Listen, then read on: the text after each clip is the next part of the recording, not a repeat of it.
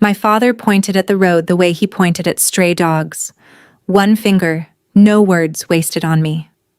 It was a cold, gray October, the kind that smells like wet leaves and wood smoke, and 40 of my relatives sat at the long tables with their casseroles steaming while he did it.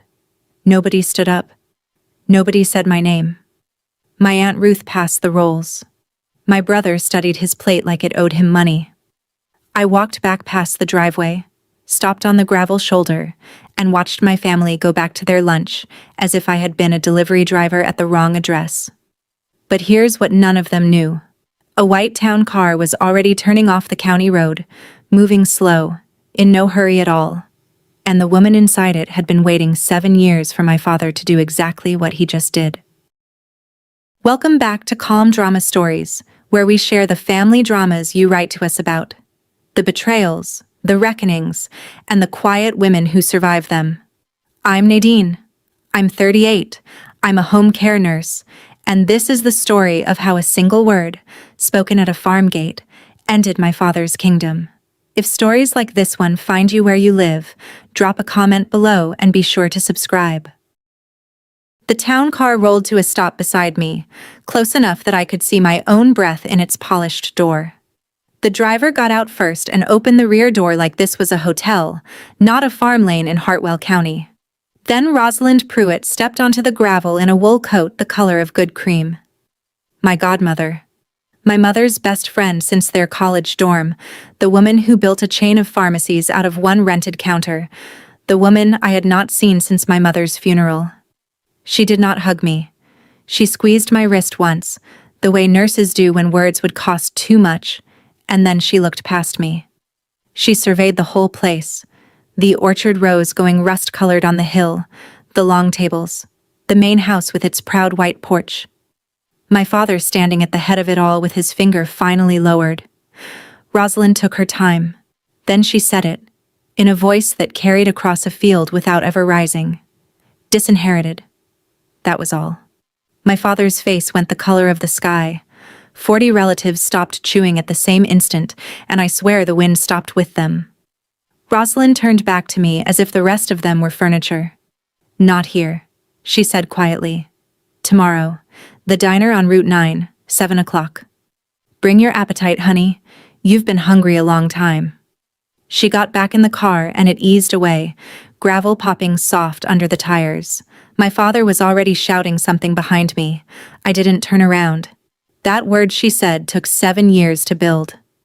It started in my mother's kitchen, and I have to take you back there. Rewind 1 week. I was 2 hours south, in my rented duplex, eating dinner over the sink after a 12-hour shift, when my cousin Bree started texting. 3 messages, spaced like gunshots. Grandma fell again. That's twice this month, and nobody will call a doctor. You're the only nurse this family ever made, Nadine. Please. I stood there with a fork in my hand and read them until the screen went dark. My grandmother, June Merrill, was 88 years old and lived in the yellow farmhouse on the back of the property, 300 yards behind my father's main house. She was my mother's mother.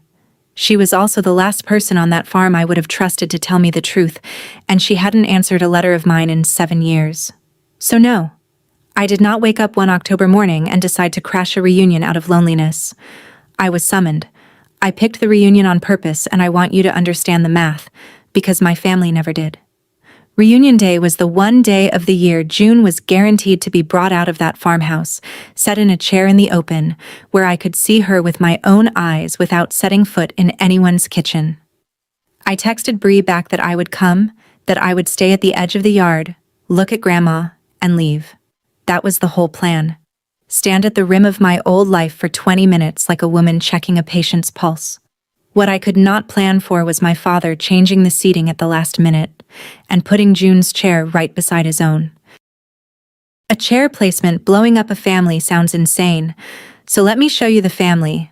The Callahans ran an orchard, 340 acres of apples and cropland folded into the hills of Hartwell County, with a packing barn by the road and a farm stand that sold cider donuts every fall. My father, Walt Callahan, ran all of it. He ran it the way his father ran it, with a low voice and a straight back, and a rule he said so often it might as well have been carved over the door. A family holds because one hand holds it. His hand, he meant. Walt decided who sat where at dinner. Walt decided whose name got said at Christmas and whose name got retired. Walt signed everything, approved everything, forgave debts out loud at the table so everyone could hear what forgiveness cost. My mother, Colleen, moved through that house like water finding the gaps. She kept a rose garden by the kitchen door that he called a waste of good dirt, and every June it bloomed so hard you could smell it from the county road. She never argued with him in front of us. I used to think that was weakness. Hold that thought, because I was wrong in a way that would take me half my life to understand. We were not poor and we were not unhappy, exactly. We were managed. There is a difference, and children can feel it before they can name it. I was the one who felt it loudest, and the first crack in all that order came the autumn I was a senior in high school, out in the rows during harvest, when I heard my mother cough twice into her sleeve and then look around to see who'd noticed. That cough turned out to be nothing that year. I want to be honest with you. The sickness came much later. But I date everything from that harvest anyway, because that was the fall I told my father I was leaving for nursing school, and I watched him take out the invisible book he kept on all of us and write my name on the debit side. He didn't yell. Walt never yelled. He said, "Girls who leave the land come back needing it," and then he stopped paying my phone bill, as a lesson in economics. I went anyway. I cleaned motel rooms, took the night shifts nobody wanted, and finished my nursing degree owing nobody anything, which, in my father's arithmetic, was the worst thing I could have done, because a debt he couldn't hold was a daughter he couldn't steer. My brother Deacon stayed. He was 3 years older, built for the work, and he did everything right by the code. Married Marcy from the next farm over, moved into the White House's East Wing, learned the spray schedules and the loan officers' first names. At Thanksgiving, Walt would carve the turkey and hand Deacon the first plate like a knighthood. I got my plate 4th or 5th, after a joke about city wages. And still, I came home. That's the part I need you to sit with. Every holiday, every harvest weekend, I drove north with pie and clean scrubs in the trunk, and I patched up cut hands and checked Grandma June's blood pressure, and I paid my dues into a family that had marked me paid never. My mother would walk me to my car every single time. She'd press my hand around a cutting from her roses and say, "Plant it where you are." It took me 20 years to hear that sentence right. The real cough came 9 years ago, in March, when I was 29. Ovarian cancer, stage 3. I was standing in a patient's hallway when my mother called, and I remember she apologized to me. Apologized for interrupting my shift. Within a week, I had rearranged my whole caseload so I could drive north every weekend. And within 2 weeks, I learned how my father intended to fight cancer. The same way he ran the orchard. He put the appointment calendar on his desk. He drove her to every visit and sat in every consult, and when the oncologist in Columbus recommended a second opinion at the university hospital, Walt thanked the man, walked my mother to the truck, and told her on the drive home that they weren't going to be shopping around like the diagnosis was a used tractor. I found out about the canceled second opinion the way I found out about everything in that house. From June, over dishes, in a voice pitched under the running water. So I acted. I want that on the record because what came later gets told in my family like I ambushed a good man out of nowhere. I called the university myself and got her an appointment in 11 days, told my mother in person, and offered to drive her. She looked at the kitchen doorway for a second, then said yes. She wanted to go. 2 days before the date, the appointment disappeared. Cancelled by phone, they told me, by the patient's husband, who had explained his wife was already under excellent care closer to home. When I confronted Walt, he took his glasses off, looked at me with something close to patience, and said the sentence I still hear at odd hours. "You've been gone too long, Nadine. You've forgotten how this family gets through things." For 2 years, my mother got through things. That is the polite way to say it. The treatments bought time and then stopped buying it, And by the spring she turned 58, the visits had shifted from fighting the cancer to negotiating with it. I knew the sound of that shift. I had sat with dozens of families as a home care nurse when medicine starts speaking in that softer grammar, and I can tell you what good dying looks like. Pain controlled, questions answered, the person still steering while the steering is theirs to do. My mother had none of that. She had a husband who rationed her pain pills against the calendar because he'd read that people get dependent. She had a bedroom at the top of the stairs she could no longer climb without stopping twice, and a card table set up in the parlor where she slept, so she wouldn't, in Walt's words, wear herself out being dramatic. The word hospice entered the house once, in her doctor's mouth, and my father closed it out like a storm window. "We keep our own," he said. Keeping her own is what he called it. I would drive down on Sunday nights with my hands shaking on the wheel, cataloging everything wrong like the nurse I was. The untouched pain log, the bedsore risk, the weight coming off her. And every Monday I'd call and get managed. "She's comfortable. She ate good. Don't stir her up." My mother would take the phone last, and her voice got smaller each week, and one Sunday in October she held my hand at that card table and whispered the only direct request she ever made of me in her life. "I don't want to do the last part his way." So I stopped asking my father's permission. People imagine defying a man like Walt looks like a shouting match. It looked like paperwork. I called my mother's doctor and told him plainly what her days were like, and he said what I knew he'd say: that hospice was overdue, and that the only signature required was the patient's. Hers, not his. That distinction is the hinge my whole life turned on, so let me say it again. My mother chose. I brought the intake nurse on a Tuesday morning when Walt was at the co-op, and Colleen Callahan signed her own name on her own kitchen table. And when he came home, there was a hospital bed in the parlor, a morphine schedule taped inside a cabinet, and a stranger in scrubs asking him kindly to please keep his voice down in his own house. He never forgave any of us, but here is what those 6 weeks bought, and I will defend them to my last day. My mother slept without gritting her teeth. She had lucid mornings with her hands warm around a coffee cup. Rosalind drove out from Columbus twice a week, and the two of them would talk low in the parlor for hours with the door shut. And once, near the end, I passed the doorway and saw papers spread across my mother's blanket and Rosalind's reading glasses on, and my mother signing something slow and careful with the good pen from the desk. I thought it was funeral planning. I let it be. On a Thursday just before dawn in November, my mother died holding my hand, with June asleep in the chair beside us, while my father slept upstairs because he had declared the parlor shift unnecessary. At the graveside, 10 feet from the casket, Rosalind stood apart from the family and held a leather folder against her coat like a shield, and I was too hollow to wonder why. The lunch after the funeral was at the main house, 40 people balancing plates of ham on their knees.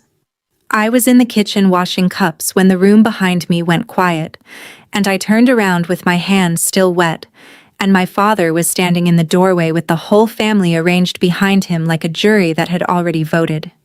He had a speech. Walt always had a speech, but this one was short.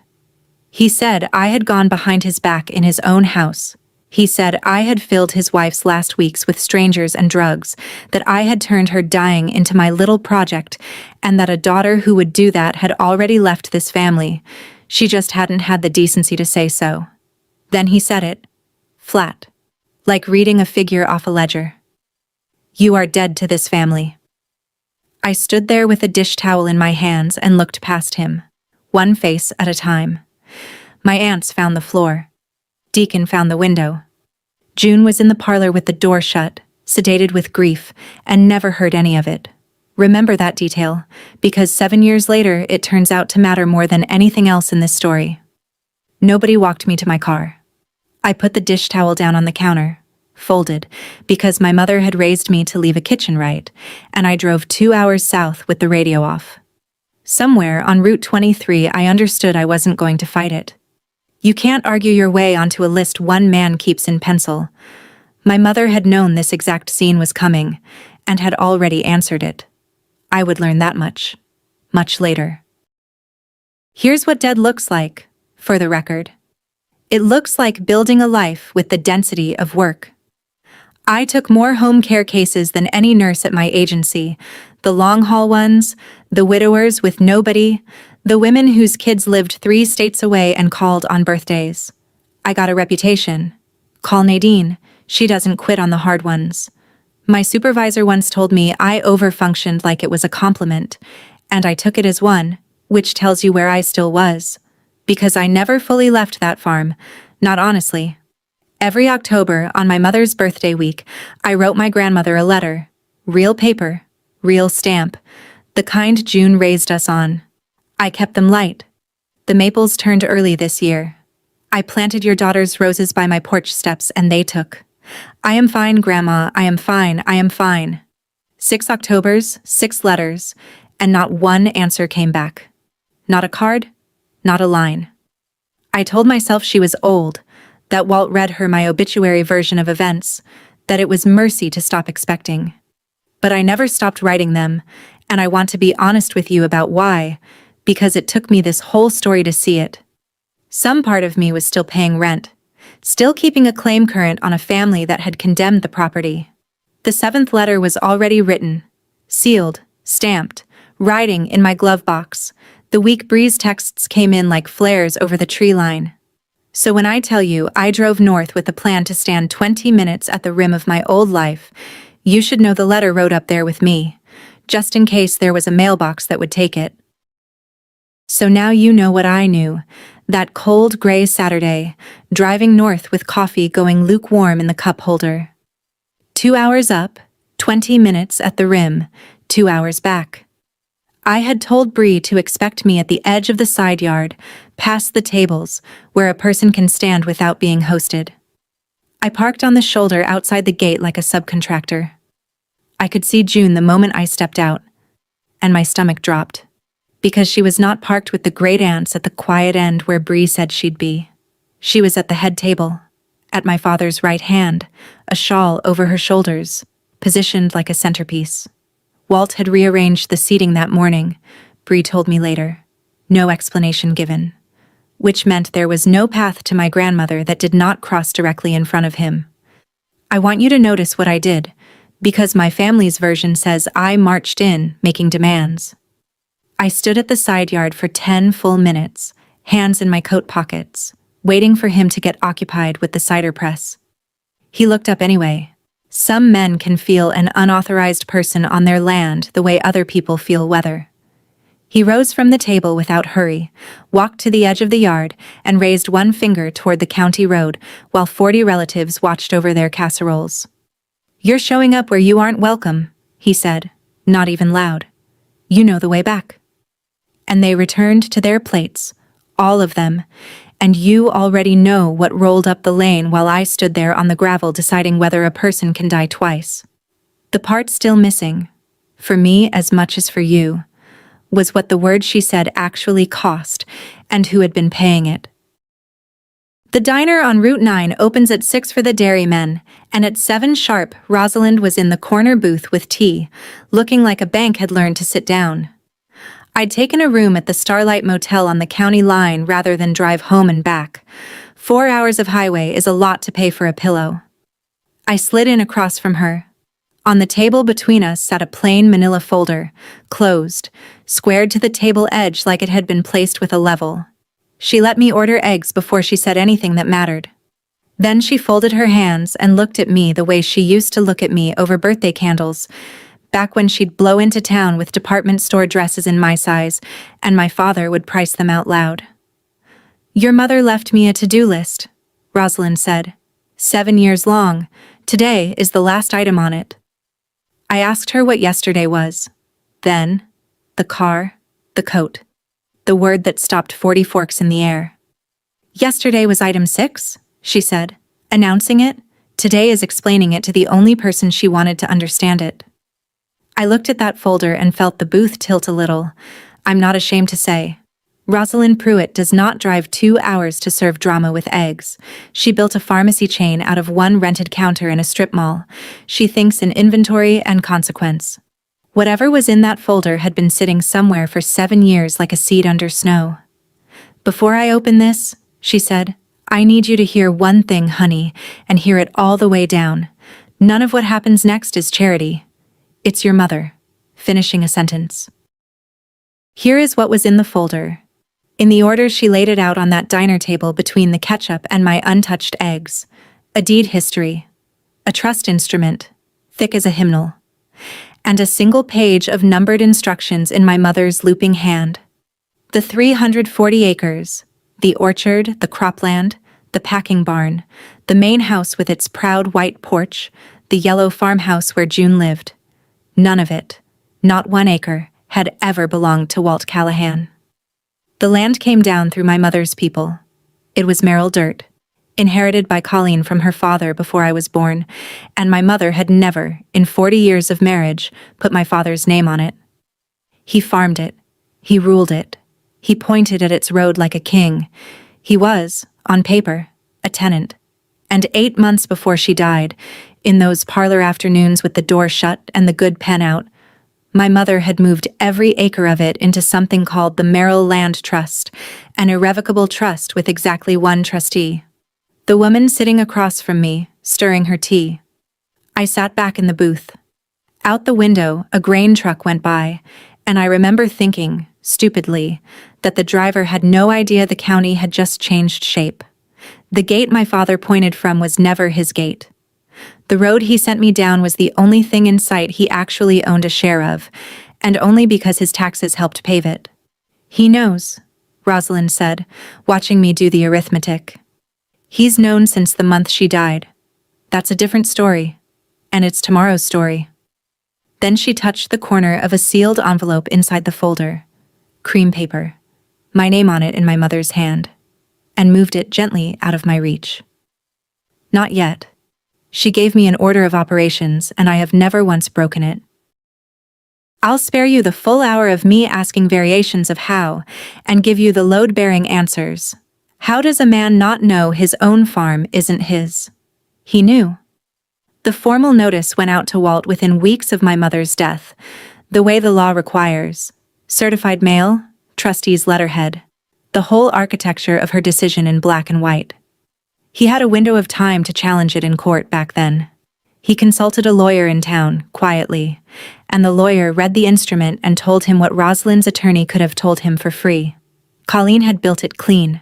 Her land, inherited in her name alone, moved into trust while she was of entirely sound mind, with her doctor's note and 2 witnesses to prove it.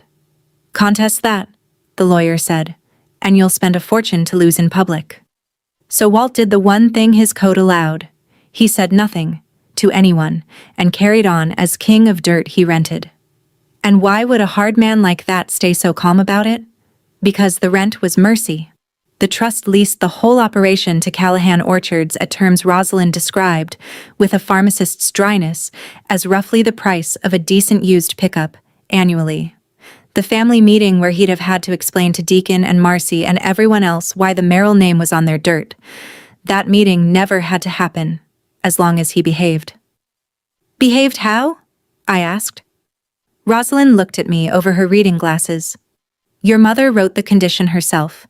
You'll read it in her own hand when it's time." She closed the folder and squared it to the table edge again. "Go see June first, Nadine.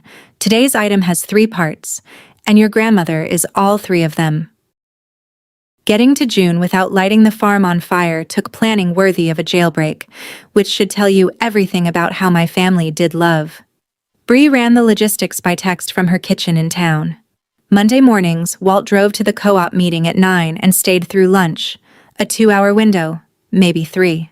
Deacon would be in the far rows with the picking crew. Marcy did her shopping Mondays. Bree would park by the equipment shed where a car raised no questions and walk me back to the yellow farmhouse herself. She hugged me in the shed lot like something breaking open. 7 years since anyone in that family had touched me. And then she held me at arm's length and said, "Before you go in, it's not good in there, Natty. I've been saying it's not good for a year, and everybody looks at me like I insulted the weather. One more thing," she said, while we walked the back path where the windbreak hides you from the main house. The reunion I'd been thrown out of was supposed to end with an announcement. Walt had told the aunts to stay for coffee because he had news about the future of the farm. Those words exactly. And then a white town car blew the whole agenda into the pond, and whatever the news was, it stayed in his pocket. I filed that away with a nurse's habit of keeping the strange vitals for later.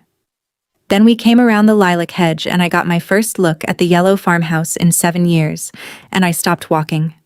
Paint peeling off the porch posts in strips, a rain gutter hanging by one strap, grass to my shins where June's tomato beds used to stand in rows you could survey. And behind the screen door, from somewhere inside, a smell I knew from work. The smell of a shut-in house where nobody's been cleaning because nobody's been coming.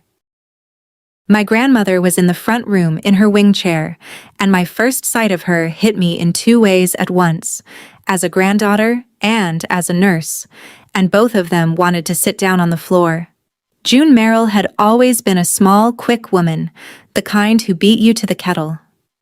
The woman in the chair had hollows under her cheekbones I could have measured. Her cardigan hung off her like it belonged to a bigger sister. There was a bruise going yellow-green up her left forearm, the shape a stair rail leaves, and on the table beside her stood the saddest pharmacy I'd seen in years. Pill bottles clustered like bowling pins, no organizer, no list, 2 of them from pharmacies in different towns. She looked at me for a long moment when I came in, and I watched her run through faces the way the very old do, patient as a card catalog. Then she found mine. "Colleen's girl," she said, and her chin started to go. "Nadine." I knelt by the chair and took her hands, and they were bird bones and paper, and she gripped me harder than she should have been able to. And then she said the thing that rearranged my whole understanding of the last 7 years. Not an apology. An accusation, soft as worn flannel. "They told me you stopped writing, sweetheart. All those years. Why did you stop writing to me?" Behind me, Bree went very still by the doorway. Outside, a truck passed on the far road and faded. I kept my voice level, because you learn to keep your voice level, and I said, "Grandma, I never stopped. Not one October." And June looked at me, and then slowly, terribly, at the little tin box on the mantel. It was a butter cookie tin, the blue kind every grandmother in Ohio owns, and June made Bree take it down from the mantel and put it in my lap. "Open it," she said. Inside, in rubber-banded bundles, were letters. Dozens of them. Sealed, stamped, addressed in my grandmother's careful schoolhouse cursive. To me, Nadine Callahan, with my old apartment address, then my duplex address after Bree slipped her the new one 3 Christmases ago. Every single one unmailed. "I wrote you every month at first," June said. "Then every season, when my hands got bad. I gave them to Walt to mail when he brought my groceries. He'd tuck them in his shirt pocket, right here, and pat them." She patted her own chest, flat, twice, and the gesture was so exact I could see him doing it. And I'd ask, "Any word from Nadine?"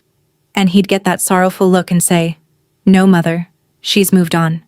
City people do." Then June nodded at the tin like it owed her an apology. Bree found them for me this spring, cleaning out the hall sideboard at the main house, a whole drawer of my envelopes, rubber-banded, filed away like receipts. She thought they were old bills of mine and carried the box up here. I let her think it. I sat there holding 7 years of intercepted love with both hands. He hadn't even thrown them away. That's the detail I couldn't get past then and can't get past now. He kept them coming, collected them like rent. And somewhere between his shirt pocket and the mailbox at the end of the lane, my grandmother and I had both been taught the same lie about each other. She doesn't answer, she doesn't write. She let you go. A wall built out of nothing but 2 people's silence, each one grieving the other in a house 300 yards from a mailbox. Bree was crying by the door. June wasn't. June was watching me with her daughter's eyes, and what was in them wasn't grief. It was a question, the assessing kind. Then gravel popped in the drive out front, one vehicle, coming easy. Too early to be Walt, it wasn't Walt. Through the front curtain I watched Deacon's pickup roll to a stop beside the porch. My brother, back early from the far rows, a coil of irrigation line in the truck bed as his alibi. I had maybe 2 minutes, and I want you to see how I spent them, because everything that happens later in courtrooms and county offices stands on this scene. I spent them being a nurse. I photographed the bruise on June's arm with her spoken permission. She offered it up like a sleeve at a blood drive, my grandmother, sharper than any of them guessed. I photographed the pill bottles, all 9 of them, and the dressing on her left shin that somebody had improvised out of paper towel and packing tape over a wound that had been leaking long enough to map itself. And I read the labels, and my training put its cold hand flat on my back. Warfarin. My grandmother was on a blood thinner for her heart. The kind of drug you do not run loose. The kind that needs blood tests on a schedule, a dosing calendar, one pharmacy, one list. Last test date on the paperwork in the drawer, 14 months ago. Doubled bottles from 2 towns. A fall risk on a drug where a fall can mean bleeding you can't see. In my work, we have a phrase for what I was looking at, and the phrase is not neglect at first. The phrase is self-neglect enabled by isolation, until you remember somebody controlled the pharmacy runs, the doctor visits, the mail, and the guest list. Boots hit the porch boards. I put my phone away and stood up between my grandmother and the door, out of a habit I didn't know I still had. Deacon filled the doorway the way our father used to, and for 1 second his face was just plain glad to see me. Then he remembered whose son he was. He didn't throw me out. I want to be fair to my brother, because this story is not fair to him in other ways. He sent Bree to watch the lane, sat down heavy on June's ottoman, and rubbed his face with both hands like a man wiping off a long day that was only half over. You shouldn't be here, Nadine. I said our grandmother needed a doctor, and a blood test, and a med list, and that he knew it. I know she's old, he said. Old isn't a crime scene. I asked him when June had last been to church, or to the diner, or anywhere. He didn't answer that. He looked at the tin box, still open on the chair, at all those stamped envelopes, and something crossed his face that I chose to read as shame, and he covered it the way our family covers everything, with management. Look, Saturday rattled him. That woman rolling up in her big car saying that word in front of everybody. He's been on the phone with lawyers since Sunday. You being in this house today is gasoline, you understand me? Don't make him choose again. And then my brother said the quiet part, the part that told me he'd known the stakes all along, every year of it. Last time we lost you. This time it'll be Grandma. He'll close this house like a fist and no county paper will open it, and you know him, so you know I'm right. He stood, done, message delivered. At the door he stopped with his back to me. You don't know what's coming Saturday, he said. There's another family meeting. Whatever your godmother thinks she's doing, Dad doesn't lose on his own land. His own land. Even then. Even knowing. I let the screen door bang and counted my breathing, and behind me June said, dry as a husk, You see how it is now, sweetheart. Everybody manages everybody. Nobody mails a thing.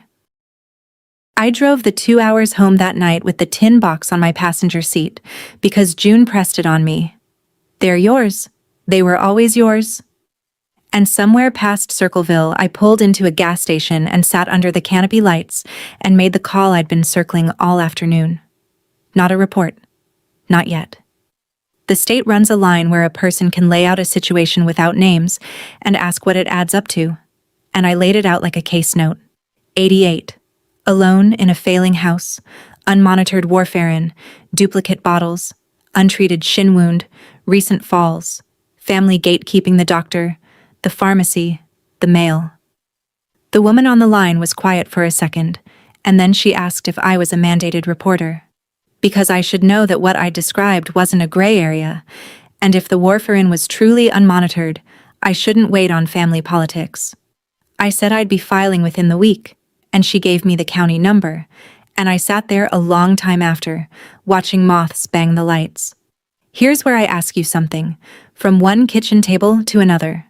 If you have ever sat at midnight weighing a phone call against your whole family, knowing the call is right, knowing they will never see it that way, Tell me in the comments which one you chose and how long the choosing took.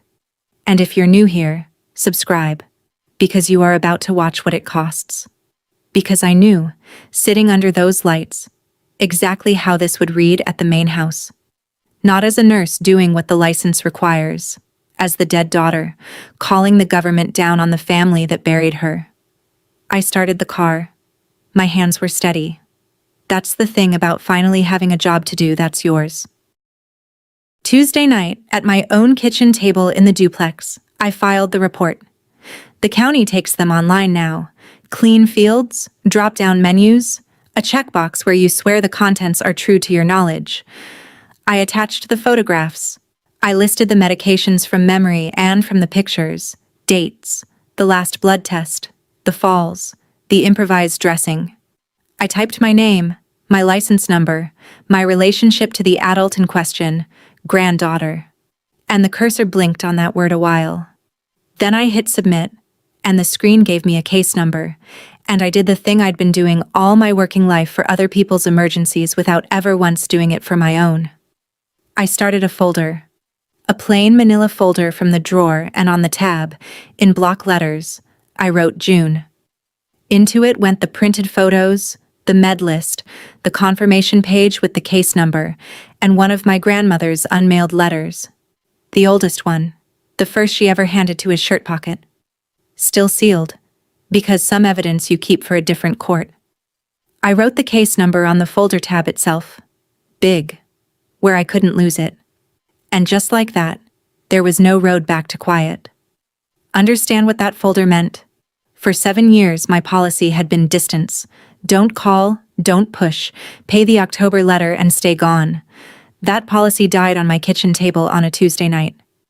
From the moment that case number existed, I was on record against my father's house. Findable, subpoenable, undeniable. The phone rang while my hand was still on the folder. Rosalind, no greeting. The sound of a car door somewhere behind her. It's moving, she said. Saturday, the main house, all of them. He called a family meeting to get ahead of it. Come. Item 7 needs a witness. I met Rosalind on Thursday halfway, a coffee place off the interstate where nobody knows a Callahan from a fence post, and she brought the numbers I'd asked for. If the farm was a patient, I wanted the chart. She slid it across, and I read it the way I read labs, top to bottom, twice. It was worse than I'd guessed. Callahan Orchards owed the bank a little over $300,000 in operating debt. Rolled over, restructured, rolled again. 2 of the last 5 seasons had been hail years. There were liens on the big sprayer and the newer tractor, and the farm stand revenue, the cider donut money everyone thought was gravy, had been servicing interest since before the pandemic. He's not a thief, Rosalind said, fair as a scale. He's a decent farmer in a brutal decade who will not, on pain of death, let anyone see a number. Your mother knew that about him better than anybody. What the chart didn't explain was the part that kept me up that night. A farm that deep in the red, paying rent, any rent, should have bled out years ago. Something had been holding the wound shut. Somebody. I asked Rosalind flat out how the operation was still breathing, and my godmother, who answers everything, looked out the window at the interstate for a moment and answered like a woman stepping around a stone she'd placed herself. Saturday, she said. That answer belongs to Saturday. It's not mine to give early. And honey, when you hear it, you're going to want to be sitting down anyway. She squared her cup on its saucer. Now, tell me about the farmhouse, every detail, because item 7 has a second half, and your grandmother is it.